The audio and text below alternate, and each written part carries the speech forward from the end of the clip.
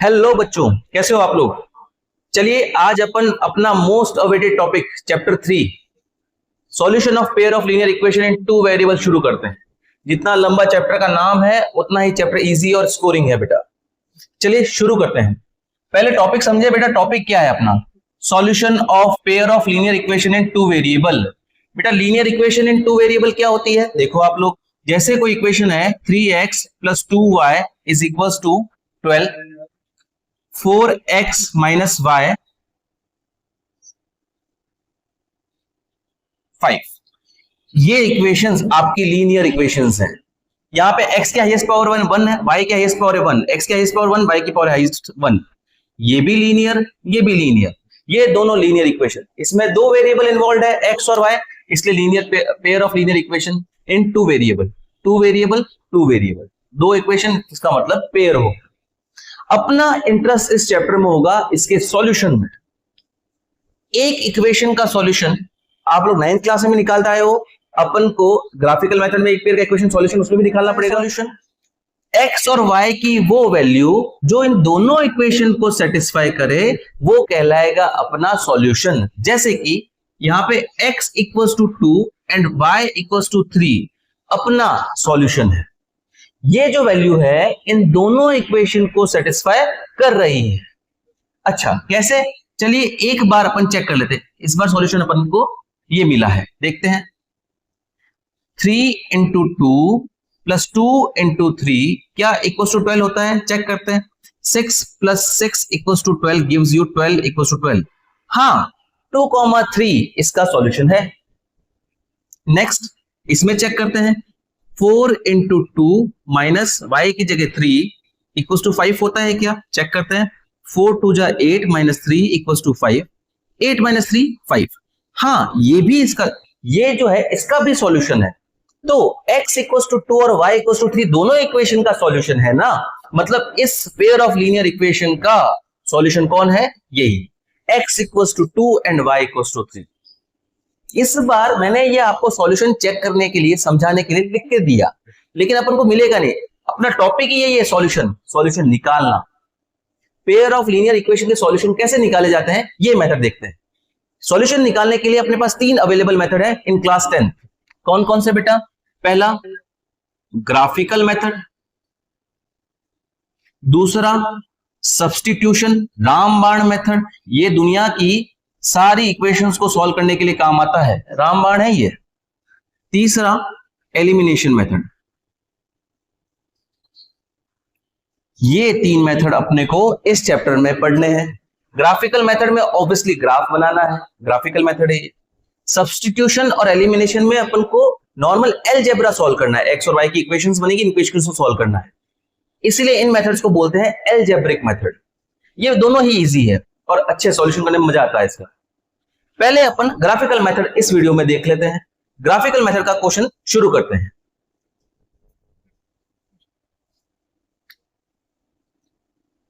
First question, simple सा question लिया अपन ने, x + y = 4 और x - y = 2।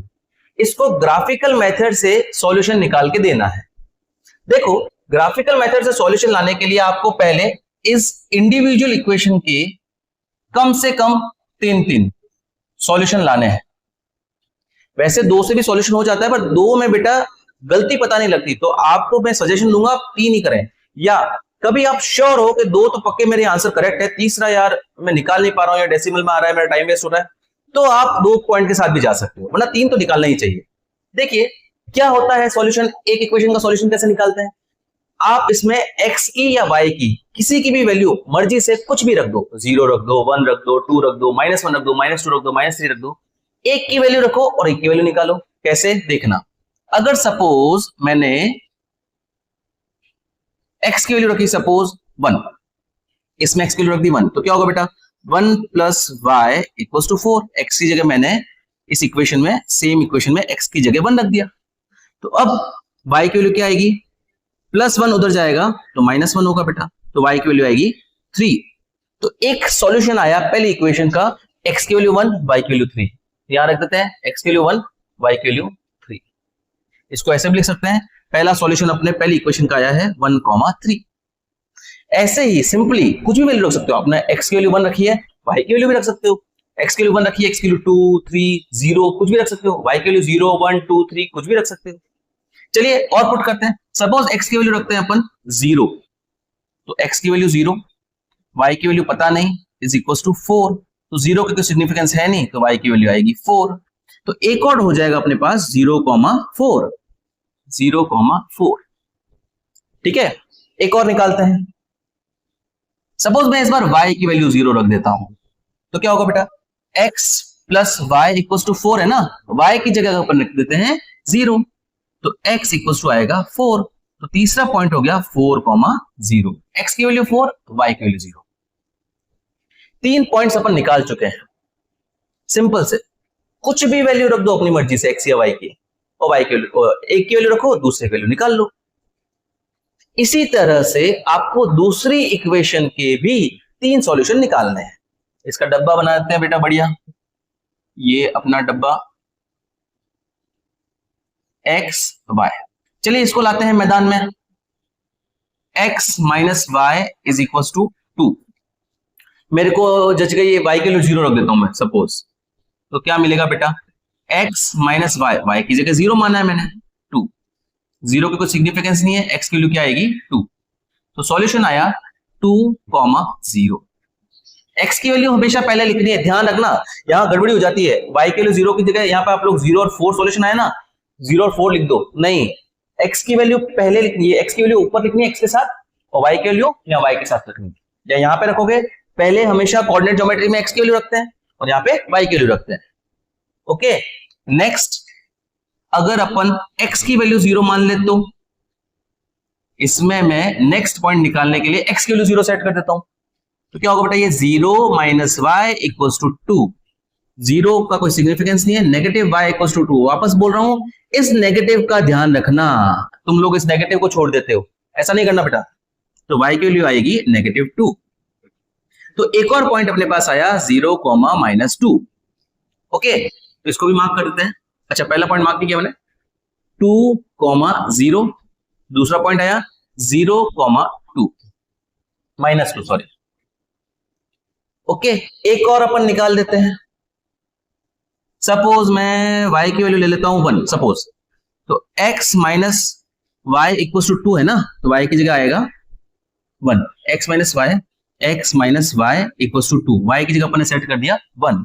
तो x के लिए क्या होगी बेटा, 2 माइनस 2 तो जाएगा तो +1, x के लिए होगी 3। तो अपना पॉइंट आया तीसरा 3,1, मतलब x की वैल्यू 3 और y की वैल्यू 1। ध्यान रखना बेटा, इसमें x की वैल्यू 3 है और y की वैल्यू 1 है। ओके, चलिए नेक्स्ट, अब अपन को इन जो सॉल्यूशंस आए हैं अपने पास, इसको मार्क करना है ग्राफ पेपर पे। इसके लिए एक लाइन अलग बनानी है, इसके लिए एक लाइन अलग बनानी है। देखते हैं कैसे बेटा। आप लोग ग्राफ पेपर लेके बैठे, बीचों बीच में आप लोग 2 लाइंस ड्रॉ कर लें, ये वर्टिकल y एक्सिस और हॉरिजॉन्टल x एक्सिस। बीच वाला पॉइंट अपना ओरिजिन होता है O। नेक्स्ट पॉइंट मार्क करना चालू करें ग्राफ पे 1 सेंटीमीटर दूर, 1 2 3 4 5 6 एंड सो ऑन। अच्छा, यहां पे मुझे पॉइंट्स जो लेने हैं उनको अगर आप ध्यान से देखो तो ऐसा ही है, 1 2 3 4 5, इतने सही है। नेगेटिव में भी है तो नेगेटिव में मुझे जाना पड़ेगा, ये x का नेगेटिव, ये y का नेगेटिव, नेगेटिव का y है यहां पर, और y के पॉजिटिव में भी जाना है, 2 3 4 5 एंड सो ऑन। हो सकता है आप लोगों के पास कोई ऐसा क्वेश्चन आ जाए जिसमें स्केल सब नंबर जो है 10 20 30 40 ऐसा हो जाए, तो आप अपने उसके अकॉर्डिंग स्केल चेंज कर सकते हैं। तो उस केस में स्केल जो है 10 20 30 40 50 60, -10 -20 1 10 20 30 40 50 60 एंड यहाँ पे नेगेटिव वाले, ऐसा आप कर सकते हैं। अभी मुझे इसी की जरूरत है तो मैंने ये वाले पॉइंट्स आपके मार्क कर दिए। चलिए अब अपन सारे पॉइंट्स मार्क करते हैं। पहला पॉइंट 1,3, x पे 1 y पे 3। x एक्सिस पे आप वर्टिकल लाइन ड्रॉ करोगे और y एक्सिस पे आप हॉरिजॉन्टल लाइन ड्रॉ करोगे। ये दोनों लाइंस यहां मिलेगी ना, तो ये वाला आपका पॉइंट आपका कहलाएगा 1,3।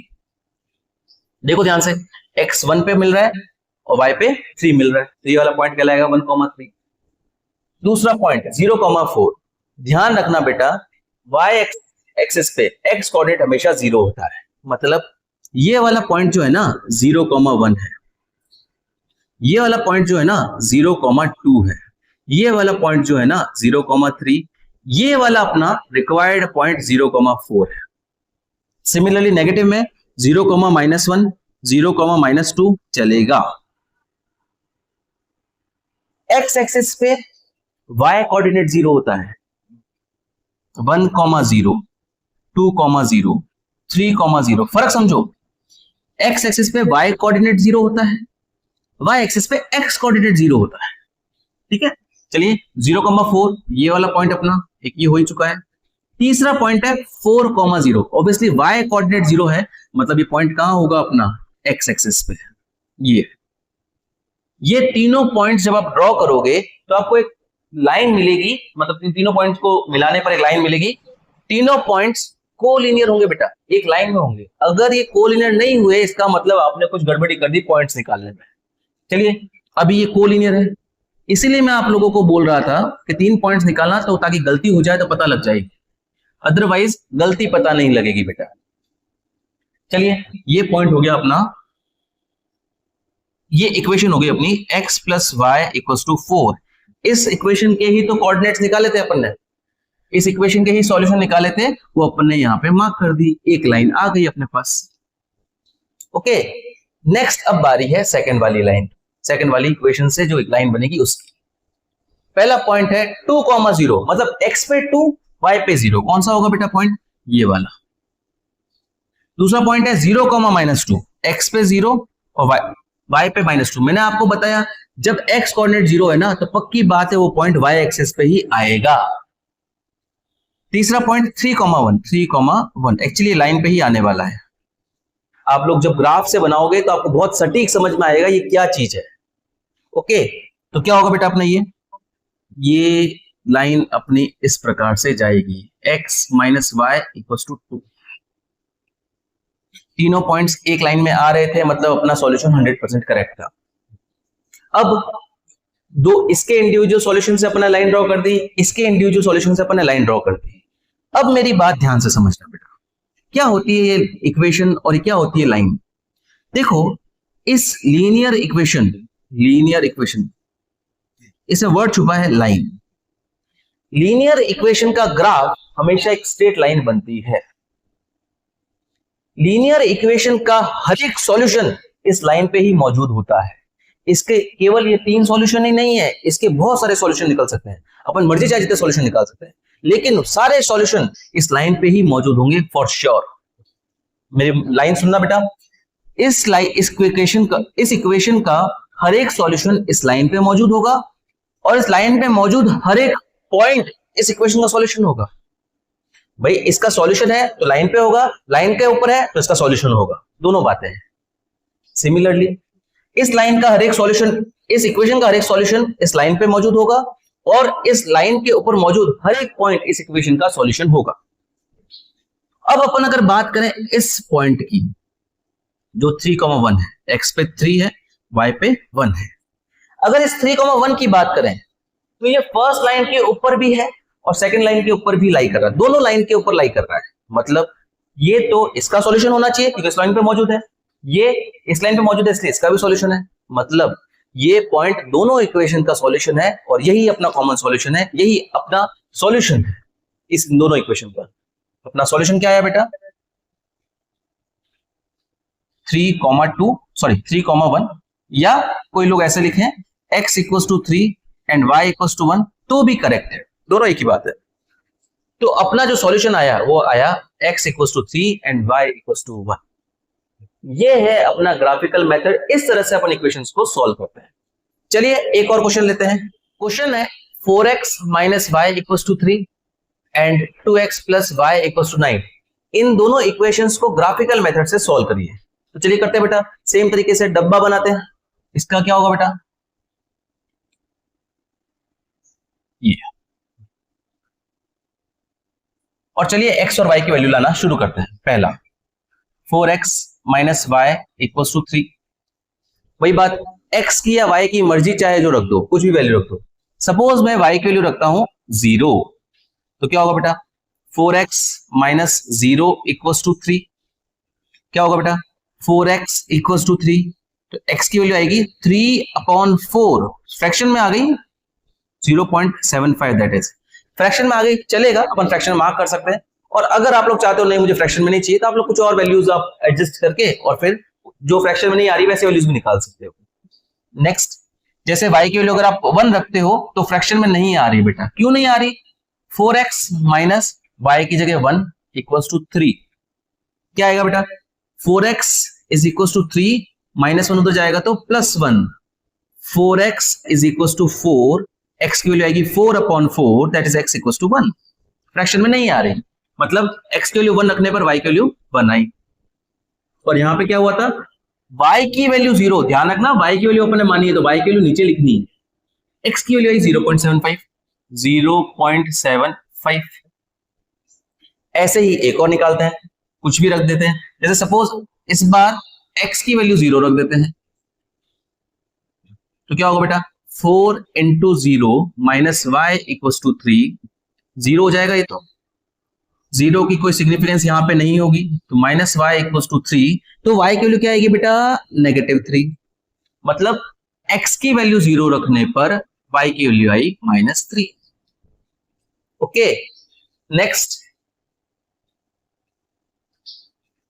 अब एक और इस इक्वेशन को सॉल्व करते हैं, इसके भी 3 सॉल्यूशन लेके आते हैं, डब्बा बनाते हैं इसका सुंदर सा अपन।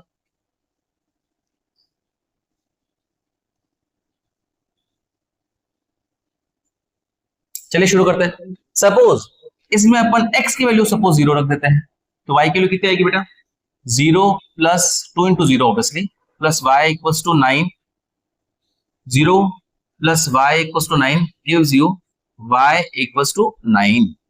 तो पहला पॉइंट आ गया, x की वैल्यू 0 रखने पर y की वैल्यू 9। ओके, नेक्स्ट, अगर मैं y की वैल्यू 0 रख दूं तो 2x प्लस y की जगह 0 is equals to 9, x 2x plus 0 equals to 9, 2x equals to आएगा 9, x की वैल्यू आएगी 9/2, दैट इज 4.5, मतलब y की वैल्यू 0 रखने पर x की वैल्यू क्या आई 4.5, ये रख देते हैं, मार्क कर देते हैं 4.5 और 0, और आप लोग कोई भी वैल्यू मर्जी चाहे जो रख सकते हैं, मैं सपोज रख देता हूं y की वैल्यू 1, y की वैल्यू 1 रखेंगे तो क्या मिलेगा बेटा 2x plus 1 is equals to 9, 2x equals to 9 minus 1 8, तो x की वैल्यू आएगी 8/2, यानी कि x की वैल्यू आएगी 4, मतलब y की वैल्यू 1 रखने पर x की वैल्यू क्या आ रही है 4, ये भी रख देते हैं, केयरफुली रखना y की वैल्यू 1 और x की वैल्यू 4। तो अपनी दोनों इक्वेशन के 3 सॉल्यूशन अपने पास आ चुके हैं। चलिए अब अपन ग्राफ ड्रॉ करते हैं, ये अपना y एक्सेस, ये अपना x एक्सेस।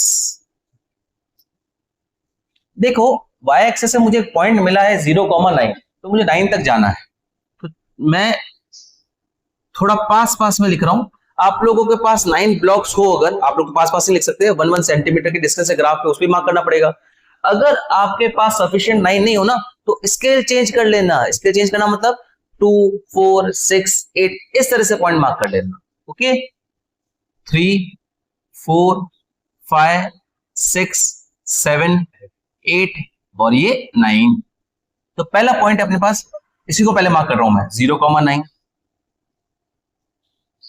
1 2 3 4 5 6 7, -1 -2 -3। आप लोग ध्यान रखना, एक सेकंड में गड़बड़ होगी, आपको एक्स एक्सिस पे जो डिस्टेंस है या स्केल है पूरे एक्स एक्सिस पे सेम होनी चाहिए, और जो वाई एक्सिस पे जो स्केल है वो सेम होनी चाहिए। एक्स एक्सिस वाली स्केल और वाई एक्सिस वाली स्केल अलग अलग हो सकती है, ओके, लेकिन ऐसा नहीं कि यहाँ पे आपने अलग लिया यहाँ पे अलग लिया, ऐसा नहीं कर सकते आप। एक्स एक्सिस पे जो स्केल है वो सेम होनी चाहिए, वाई एक्सिस पे जो स्केल है वो भी आपस में सेम होनी चाहिए। चलिए देखें, पहला पॉइंट अपना हो गया 0,9, दूसरा वाला पॉइंट 4.5, 0 आता ही मतलब y के लिए 0 आते ही आपको ध्यान होना चाहिए वो x एक्सिस पे आएगा, और 4.5 मतलब 4 और 5 के बीच में। तीसरा पॉइंट 4,1, x पे 4 y पे 1, ये अपना तीसरा पॉइंट हो गया, x पे 4 y पे 1। तो तीनों पॉइंट्स एक लाइन में आ रहे हैं, मतलब अपना कार्यक्रम सही चल रहा है। इन तीनों को लाइन टेढ़ी हो गई। आपके पास स्केल होगा, पेंसिल होगा, आप इसे ध्यान से ड्रॉ कीजिएगा। तो अपनी इक्वेशन आ गई, पहली लाइन आ गई 4x माइनस वाई, सॉरी नीचे वाली था ना ये, तो 2x plus Y equals to 9, पहली इक्वेशन आ गई, ग्राफ आ गया। इसी तरह से चलिए दूसरे का भी ग्राफ बना देते हैं। पॉइंट कौन कौन से बेटा, 0.75 कॉमा 0, y पे 0 आते ध्यान आएगा आपको, x x का आएगा। 0.75 कहां होता है बेटा, 0 और 1 के बीच में 0.5 होता है, 0.5 और 1 के बीचों बीच में 0.75 होता है। 1,1, x के लिए 1, y के लिए 1, ये रही। 0,-3, x पे 0 आते ही आपको ध्यान होना चाहिए वो y एक्सिस पे आएगा, y एक्सिस पे -3 कहां आएगा, ये रहा। चलिए तीनों पॉइंट्स कोलिनियर है, हाँ है, इनको मैं ग्राफ ड्रॉ कर देता हूं।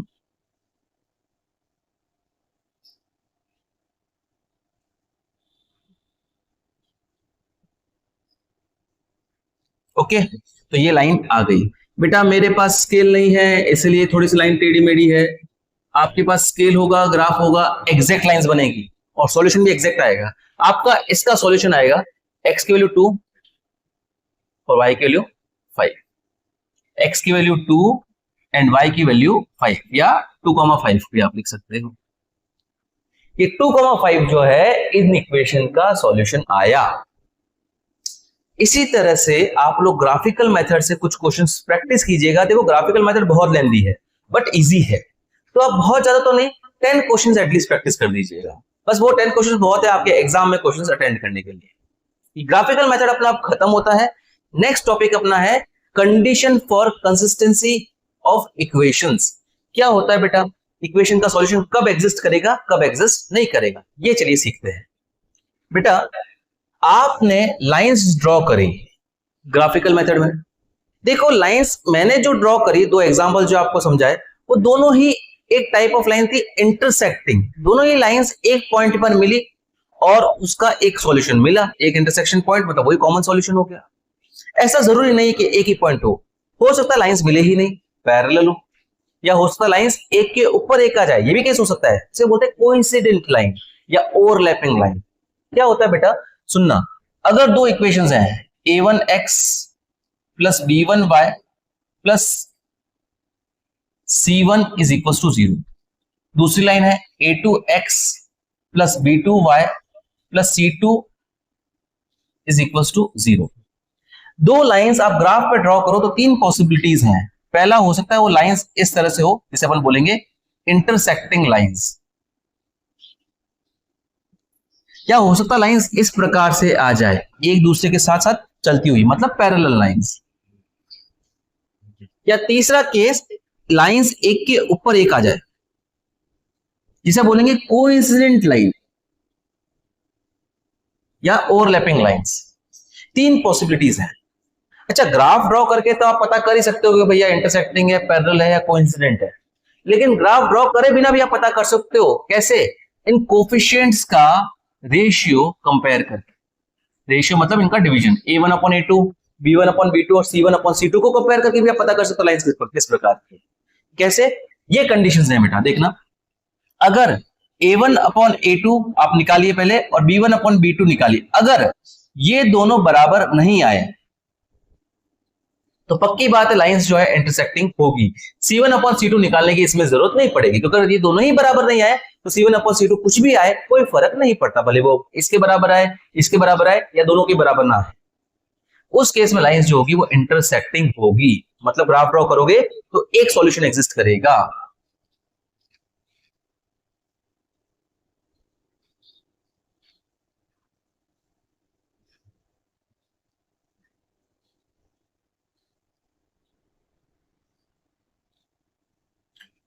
इंटरसेक्टिंग का मतलब है वन सॉल्यूशन, या एक और बेटर वर्ड है इसके लिए, यूनिक सॉल्यूशन। मतलब सब बच्चों का सेम सॉल्यूशन आएगा, एक ही सॉल्यूशन होगा। ऐसा नहीं है कि सब बच्चों का अलग अलग सॉल्यूशन आ रहा है, या मैं ही अलग अलग टाइम कर रहा हूं तो अलग अलग सॉल्यूशन आ रहा है, नहीं, एक ही सॉल्यूशन आएगा, दैट इज यूनिक सॉल्यूशन उसका आएगा। अब अगर a1/a2 और B1 अपॉन B2 बराबर आ गए, अगर ये दोनों बराबर नहीं आए तो इंटरसेक्टिंग, अगर ये दोनों इक्वल आ गए तो आपको ये भी केस हो सकता है, ये भी केस हो सकता है, पैरेलल भी हो सकता है और कोइंसिडेंट भी हो सकता है। उस केस में आपको C1 अपॉन C2 की भी जरूरत पड़ेगी। कैसे? इसमें C1 अपॉन C2 भी बराबर, सॉरी C1 अपॉन C2 बराबर नहीं आया तो पक्की बात है लाइंस जो है पैरेलल होगी, और अगर C1 अपॉन C2 भी बराबर आ गया तो मतलब लाइंस जो है वो कोइंसिडेंट होगी। ओके, A1 अपॉन A2 और B1 अपॉन B2 बराबर आया ही नहीं तो इंटरसेक्टिंग, कहानी खत्म। अगर ये दोनों बराबर आ गए तो अपन को C1 अपॉन C2 की भी जरूरत पड़ेगी। ये दोनों बराबर आए लेकिन C1 अपॉन C2 बराबर नहीं आया मतलब लाइंस जो है पैरेलल होगी, और तीनों ही बराबर आ गए तो लाइंस जो है कोइंसिडेंट होगी। अब सुनिए, मैंने आपको कहा जो ये इंटरसेक्शन पॉइंट आता है ये आपका सॉल्यूशन होता है, बट इसमें तो एक सॉल्यूशन आया क्योंकि एक इंटरसेक्शन पॉइंट था। इसमें तो एक भी इंटरसेक्शन पॉइंट है, पैरेलल लाइंस नेवर मीट या parallel line meets at infinity, तो इस केस में तो एक भी सॉल्यूशन नहीं आएगा, नो सॉल्यूशन, क्योंकि पैरेलल लाइंस मीट ही नहीं कर रही तो इनका एक भी सॉल्यूशन नहीं होगा। नेक्स्ट, इसमें बेटा इसमें तो हर एक पॉइंट पे लाइंस मीट कर रही है, हर एक लाइंस एक के ऊपर एक ही तो है, हर एक पॉइंट जो है वो मीटिंग पॉइंट है, इंटरसेक्शन पॉइंट है। तो इस केस में लाइंस जो है हर एक पॉइंट जो है वो आपका सॉल्यूशन होगा, मतलब लाइंस के इनफाइनाइटली मैनी सॉल्यूशंस होंगे। ओके, नेक्स्ट बेटा, जब किसी इक्वेशंस के सॉल्यूशन एग्जिस्ट करते हो तो अपन उसको बोलते हैं कंसिस्टेंट इक्वेशन, अगर किसी इक्वेशंस के सॉल्यूशन एग्जिस्ट नहीं करते तो बोलते हैं इनकंसिस्टेंट इक्वेशन। जैसे यहाँ पे सॉल्यूशन एग्जिस्ट करता है, यहाँ पे भी सॉल्यूशन एग्जिस्ट करता है, तो यहाँ इन केसेस में जो इक्वेशंस होगी वो कंसिस्टेंट होगी, कंसिस्टेंट, एंड इस केस में भी कंसिस्टेंट होगी। बट लेकिन इसमें सॉल्यूशन निकालने का सेंस नहीं बनता क्योंकि इसमें बहुत सारे सॉल्यूशन है, एक सॉल्यूशन है नहीं, लेकिन होगी इक्वेशन कंसिस्टेंट, सॉल्यूशन तो है, इसलिए इक्वेशंस क्या होगी, कंसिस्टेंट। लेकिन एग्जामिनर जनरली जब आपको इक्वेशंस निकालने के लिए देता है, तब इक्वेशन का सॉल्यूशन निकालने के लिए देता है, तब ये यही वाला केस होता है, इंटरसेक्टिंग लाइंस का ही सॉल्यूशन पूछता है। एग्जामिनर का इंटरेस्ट इन दोनों में सॉल्यूशन निकालने का नहीं होता। चलिए नेक्स्ट, इस इक्वेशन में, इस कंडीशन में आपकी इक्वेशंस का सॉल्यूशन नहीं होगा तो ये इक्वेशन जो है बेटा ये कहलाएगी इनकंसिस्टेंट इक्वेशन। ओके, अभी जो मैंने बोर्ड पे लिखा है इसका स्क्रीनशॉट ले लो बेटा, इसके ऊपर बेस्ड एक या दो क्वेश्चन आपके 100% एग्जामिनेशन में आएंगे, बहुत इंपॉर्टेंट टॉपिक है ये। क्या बेटा, इसे याद कर लो वापस, अगर दोनों ही बराबर ना आए A1 अपॉन A2 और B1 अपॉन B2 तो लाइंस पक्की बात है इंटरसेक्टिंग होगी, या वन सॉल्यूशन होगा, यूनिक सॉल्यूशन होगा, या कंसिस्टेंट होगी। अगर A1 अपॉन A2 और B1 अपॉन B2 बराबर आ रहा है तो अपन को C1 अपॉन C2 की भी जरूरत पड़ेगी। अगर C1 अपॉन C2 इन दोनों के बराबर नहीं आया तो लाइंस पैरेलल होगी, नो एक भी सॉल्यूशन नहीं होगा और इक्वेशंस जो है वो इनकंसिस्टेंट होगी। और अगर तीनों ही बराबर आ जाए तो लाइंस जो है कोइंसिडेंट होगी, इनफाइनाइटली मेनी सॉल्यूशंस होंगे और इक्वेशंस जो है वो कंसिस्टेंट होगी। चलिए देखते हैं इस टेबल पे बेस्ड एग्जामिनेशन में क्वेश्चन किस तरह से पूछे जाते हैं। कुछ क्वेश्चन सॉल्व करते हैं। सीबीएसई सैंपल पेपर 2023-24 बेसिक में पूछा गया, अच्छा क्वेश्चन है। चेक कंसिस्टेंसी, मतलब ये बताना है इक्वेशंस जो है कंसिस्टेंट है या इनकंसिस्टेंट है। तीन चीजें थी, इंटरसेक्टिंग, पैरेलल, कोइंसिडेंट, या unique solution, no solution, infinitely many solution, या कंसिस्टेंट, इनकंसिस्टेंट। आपको एग्जामिनेशन में तीनों चीजों में से एक चीज पूछेगा कि भैया एक इक्वेशन दे देंगे, पेयर ऑफ इक्वेशन, और पूछेंगे बताओ ये इंटरसेक्टिंग है, पैरेलल है या कोइंसिडेंट है। या हो सकता है आपको पूछे कि नो सॉल्यूशन है, इनफाइनाइटली मेनी सॉल्यूशन है, या यूनिक सॉल्यूशन है।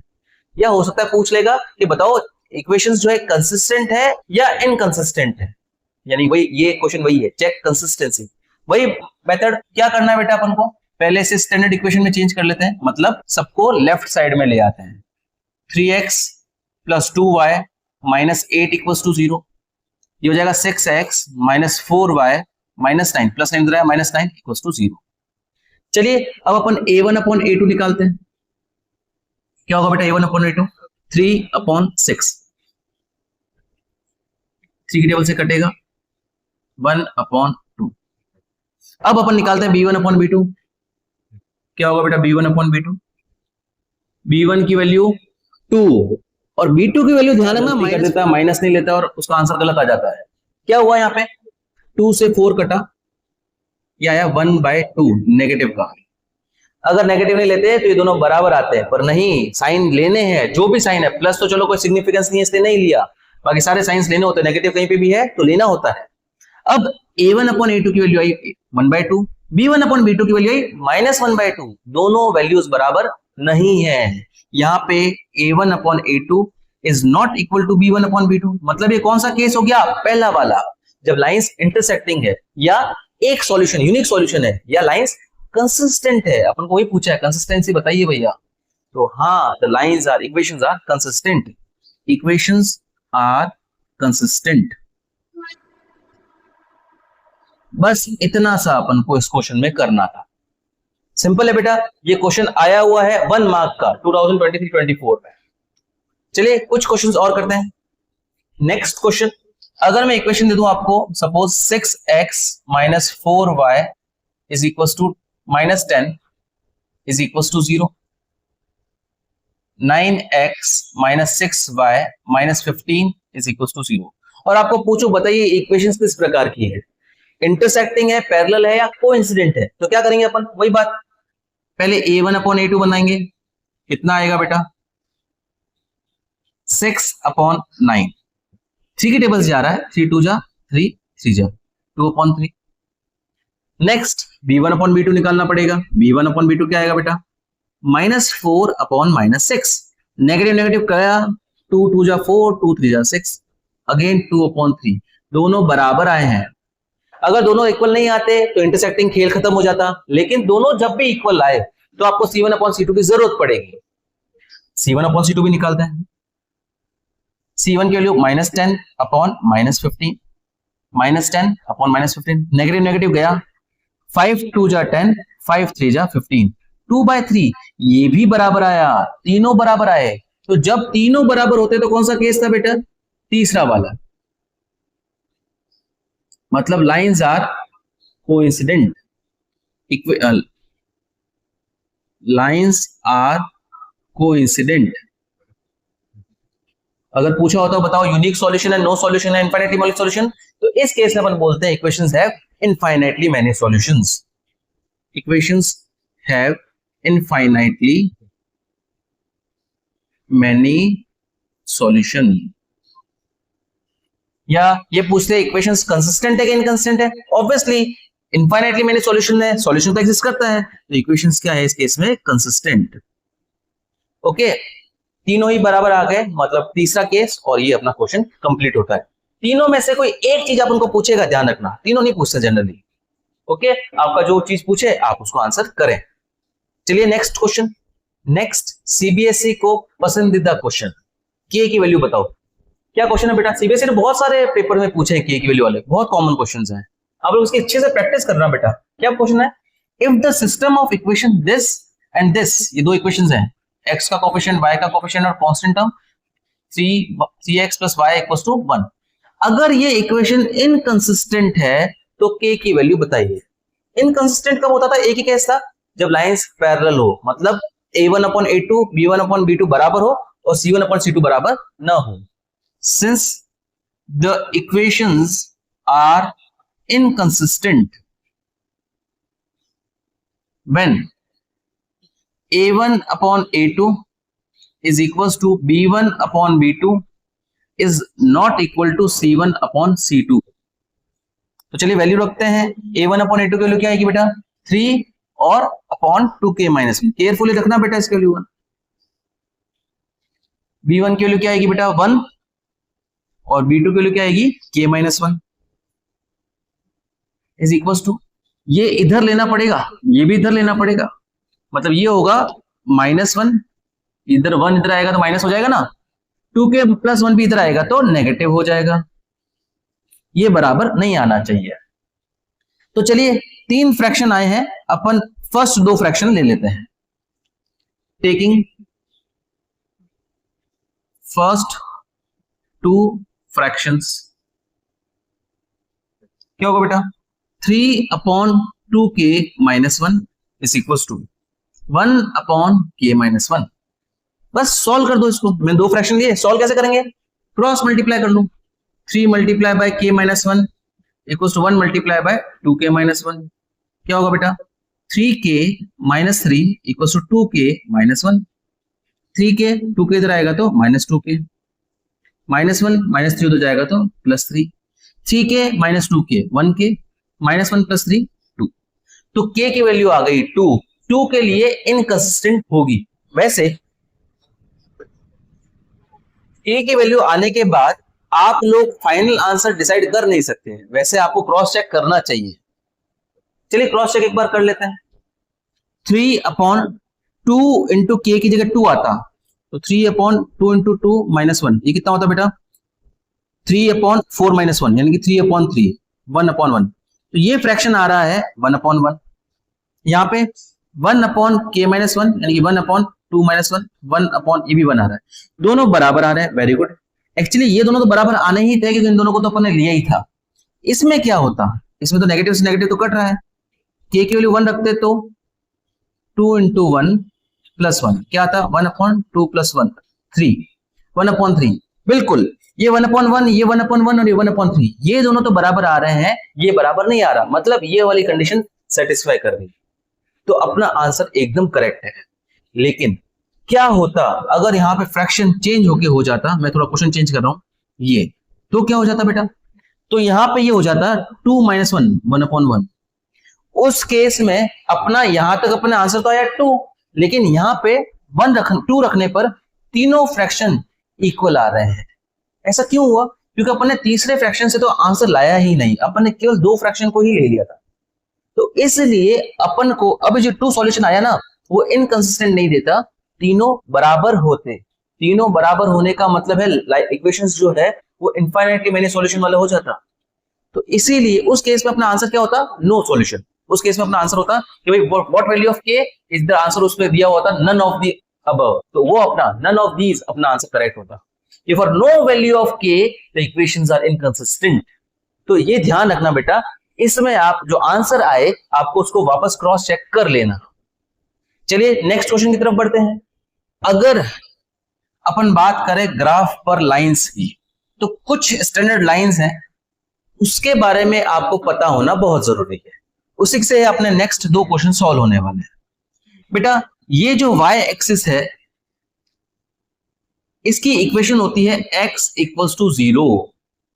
y एक्सिस की इक्वेशन क्या होती है 0। मैंने आपको बताया था अगर कोई पॉइंट है जिसका x कोऑर्डिनेट 0 है तो पॉइंट y एक्सिस पे ही लाई करता है। क्यों, क्योंकि y एक्सिस की खुद की इक्वेशन है x इक्वल्स टू 0। इसके ऊपर हर एक पॉइंट किस प्रकार का होता है 0,0, 0,1, 0,2, 0,4, मतलब 3 एंड 0,4। x एक्सिस पे अगर x कोऑर्डिनेट अगर 0 है तो पॉइंट कहां होगा y एक्सिस पे, मतलब y एक्सिस इक्वेशन क्या होती है x equals to 0। Similarly y equals to 0 ना होके कोई कांस्टेंट हो तो ये जो लाइन है हमेशा एक x इक्वल्स टू कांस्टेंट हो तो ये जो लाइन है हमेशा वर्टिकल लाइन होगी। मतलब ये तो हुआ x इक्वल्स टू 0, अगर यहाँ पॉइंट है 1 से जाने वाली जो लाइन है वो आपकी होगी x इक्वल्स टू 1, 2 से जाने वाली जो लाइन होगी वो होगी x इक्वल्स टू 2, 5 से जाने वाली जो लाइन होगी वो होगी x equals to 5 and so on. ये जो -1 से जाने वाली जो लाइन होगी वो होगी x equals to -1, x equals to -1, x equals to -2 and so on. तो ये आपको ध्यान रखना है, जब भी ऐसा कभी लिखा हुआ है x इक्वल्स टू 5 तो ये एक और बोला लाइन है ये, तो ये x इक्वल्स टू 5 जो है एक वर्टिकल लाइन हो, या x इक्वल्स टू कोई भी कांस्टेंट हो 1 2 3 4 5 0 -1 -2 -3 -4 -5, ये हमेशा एक वर्टिकल लाइन होगी। Similarly y equals to some constant, ये हमेशा एक हॉरिजॉन्टल लाइन होगी, जैसे ये वाली इक्वेशन x एक्सिस की इक्वेशन होती है y इक्वल्स टू 0। यहां लिख देता हूं मैं y इक्वल्स टू 0, 1 से जो लाइन जाएगी 0,1 से, ये लाइन होगी y इक्वल्स टू 1। 4 से अगर लाइन जा रही है हॉरिजॉन्टल लाइन तो इसकी इक्वेशन होगी y इक्वल्स टू 4। अगर कोई पॉइंट है सपोज -3 से हॉरिजॉन्टल लाइन जा रही है, y की वैल्यू क्या है -3, तो इसकी इक्वेशन होगी y इक्वल्स टू -3। ये ध्यान रखना बेटा, सीबीएसई इसकी इस चीज पे बेस्ड क्वेश्चन बार बार पूछ रहा है। 2023-24 में भी पूछा था, 24-25 में पूछा था बेटा। क्या पूछा था क्वेश्चन कि भैया दो लाइंस हैं, उसको ग्राफ पे ड्रॉ करो। लाइंस हैं x equals to 5 and y equals to 3, और बताइए इनका सॉल्यूशन क्या आएगा। कितना सिंपल क्वेश्चन है, इसका ग्राफ ड्रॉ करना है सिंपली। मैंने आपको बताया x इक्वल्स टू 5 एक वर्टिकल लाइन होगी जो कहां से जाएगी, x की वैल्यू 5 से। सिंपल से x इक्वल्स टू 5, ये अपना x एक्सिस था और ये अपना y एक्सिस था। सिमिलरली y इक्वल्स टू 3 क्या होगा, मैंने आपको बताया y इक्वल्स टू कांस्टेंट एक हॉरिजॉन्टल लाइन होती है, कहां से जाएगी, वो भी 3 से। ये अपनी लाइन होगी x equals to y equals to 3।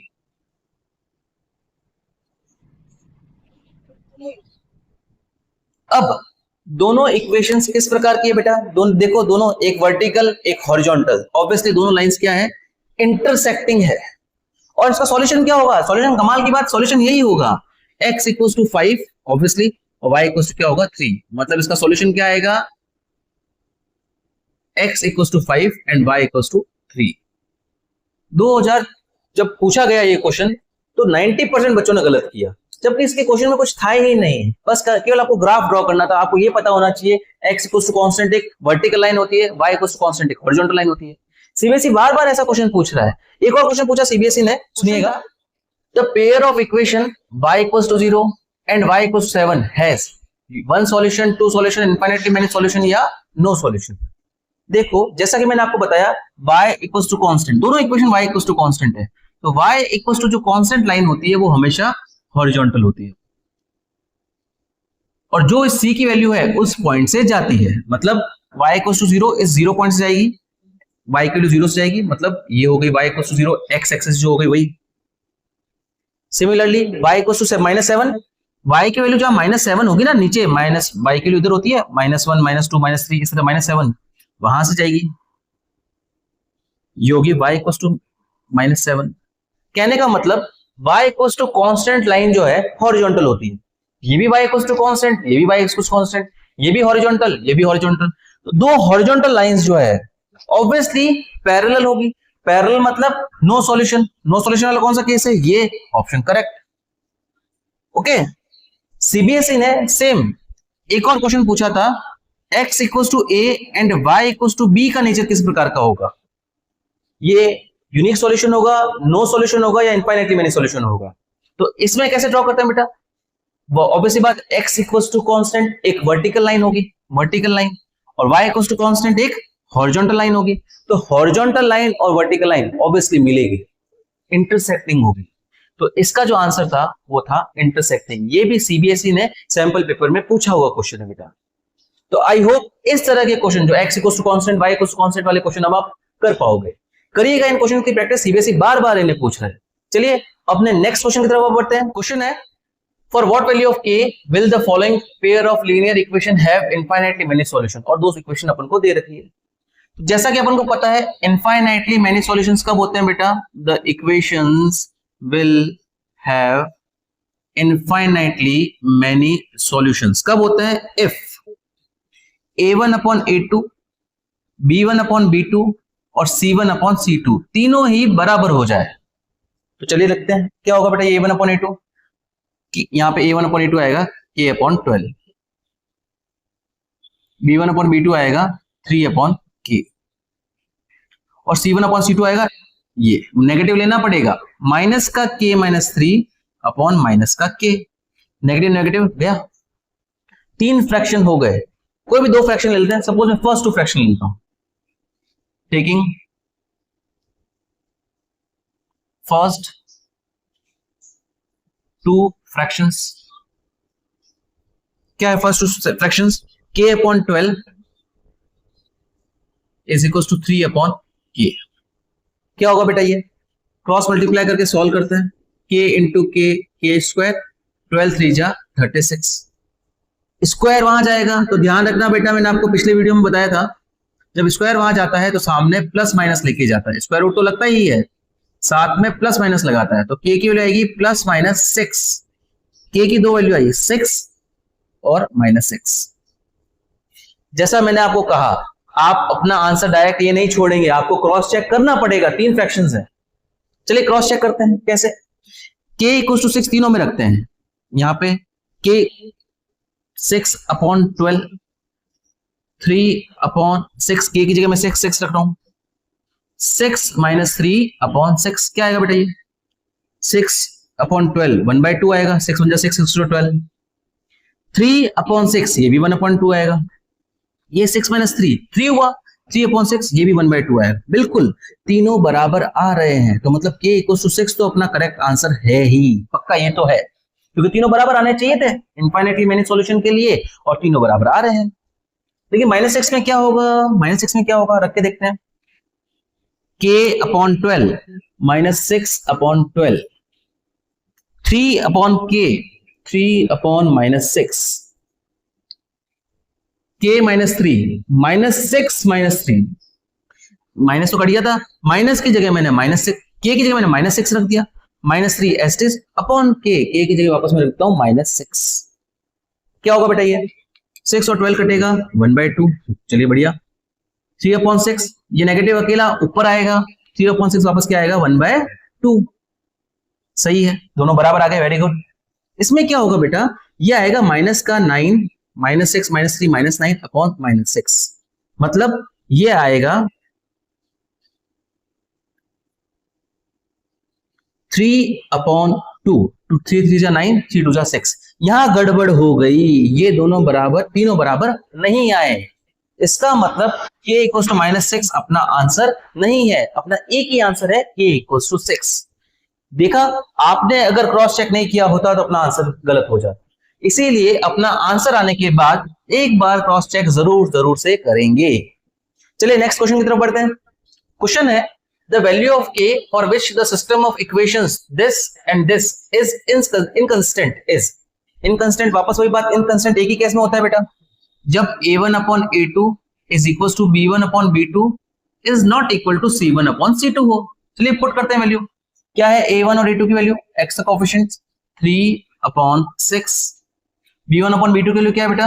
Negative के, यहां नेगेटिव के साथ उठाना पड़ेगा, और b2 की वैल्यू क्या है? 10। शुड नॉट इक्वल टू, ये इधर आएगा -7, ये भी इधर आएगा -3, ध्यान रखिएगा। तो क्या होगा बेटा? देखो, टेकिंग फर्स्ट टू फ्रैक्शंस,